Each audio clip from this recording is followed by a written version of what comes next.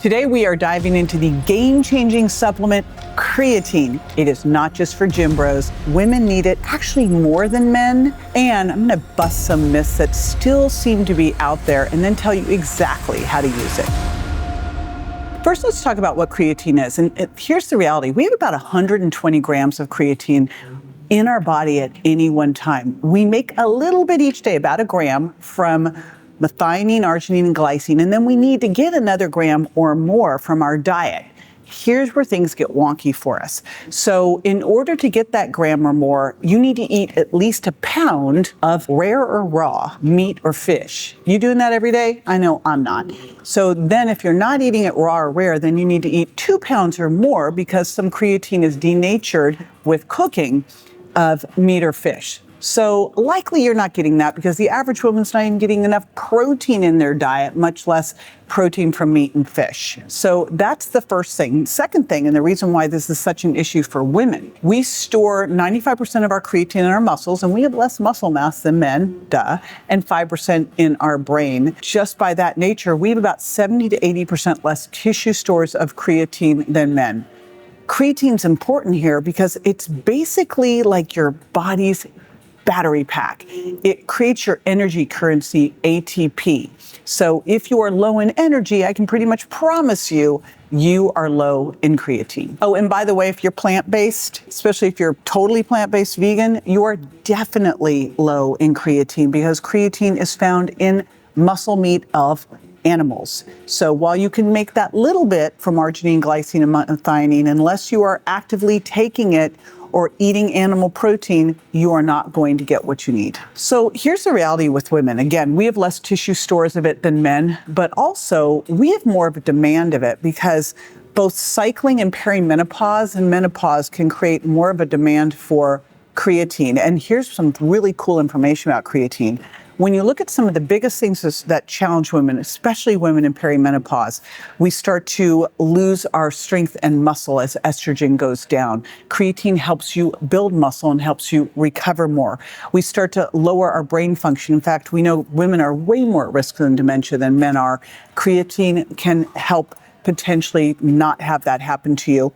And it can help with bone density too. In fact, there was research study on women with creatine, and they found that women who took creatine had lower rates of depression than women who didn't. These were women who were diagnosed with depression on SSRIs. The women who were taking additional creatine with it responded better, had less depression. You know, it's interesting. I love supplements, and I've recommended a bunch of different things over the years, and I've usually get really great response. And so I started recommending creatine monohydrate a couple years ago. As I was digging into the research, I'm like, oh, every woman needs to be on this. First it was like every woman 40 plus, and then I was like, no, this is every woman. Where was this all my life? And I got more blowback than I've ever gotten from any supplement. Women complaining about feeling bloated, about feeling gassy, about gaining weight. And I was like, just power through it. Well, you know what?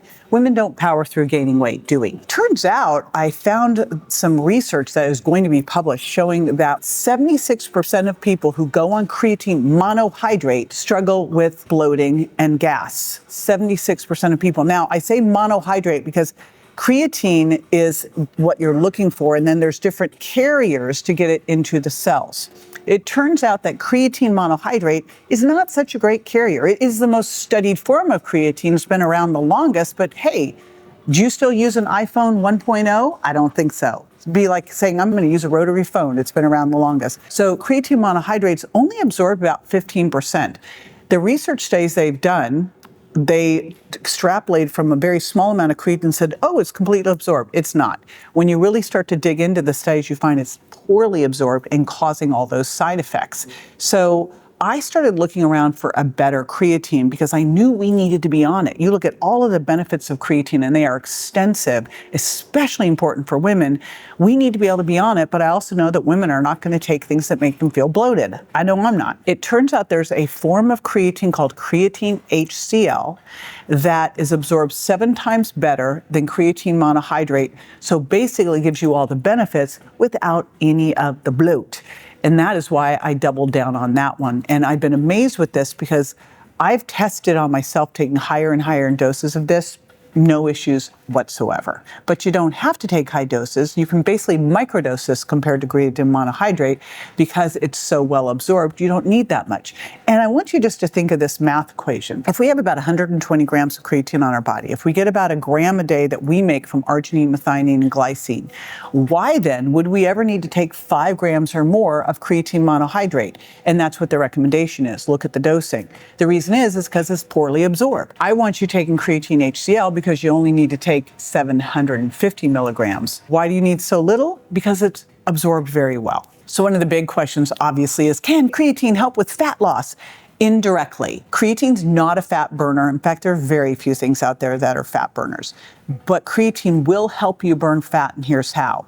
What creatine is going to do is help you work out harder. Well, what happens if you work out harder? It also helps you recover better too. And if you can recover better, guess what you can do next time you work out? You can work out harder. Well, when you work out harder, you can expend more calories, but you can more importantly put on more muscle.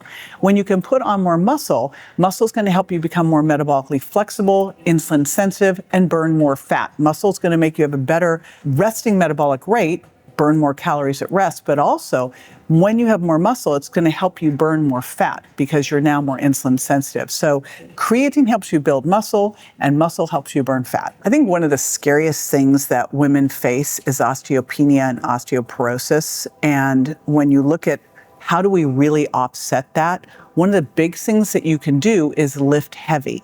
Creatine helps you lift heavy, and so when you can lift heavy, you put the stress on your bones. So creatine helps with bone mass because creatine helps you work out harder. Some of the greatest things that creatine does for us postmenopausally have to do with brain health. Creatine's currently being studied for neurodegenerative disease, dementia, mood, brain fog. And when you think about it, some of the biggest things that happen as we go through menopause is we just get forgetful and brain foggy.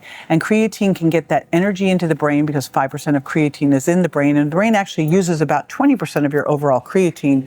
So creatine can help you cut through all of that fog and feel more energized and focused. I remember back in the day, I used to work out at Gold's Gym in Venice. I was one of the first personal trainers down there. And I liked to go down there because I was petite amongst both the women and the men because they were all so big and they were all on steroids and they were all taking creatine. So I remember back then going, I'm never taking that. That makes you big. That was not what was making people big. What was making people big were the steroids they were taking, right? Creatine does not make you bulky. Creatine helps you work out harder so that you can build muscle. And muscle is your metabolic Spanx. It holds everything in tighter and boosts your metabolism as well. So the reality is creatine doesn't make you bulky because resistance training doesn't make you bulky. What makes you bulky is sitting on the couch and eating too much. So it's interesting, just like there's a myth about protein and kidney health, there's a similar myth about creatine and kidney health. Here's the reality with creatine. If you take more creatine than your body can process, you will see the byproduct of it, creatinine.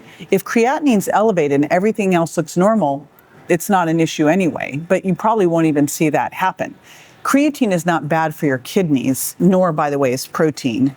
It's if you have active kidney problems, you might need to worry about protein. So creatine does nothing bad for your kidneys. So here's the best thing for you to do for creatine. Number one, you want to take a foundational dose each day. So I put together creatine HCl plus magnesium glycinate and taurine, and I have it in capsules or powder. And I want you to take a 750 milligram dose a day as your foundational dose.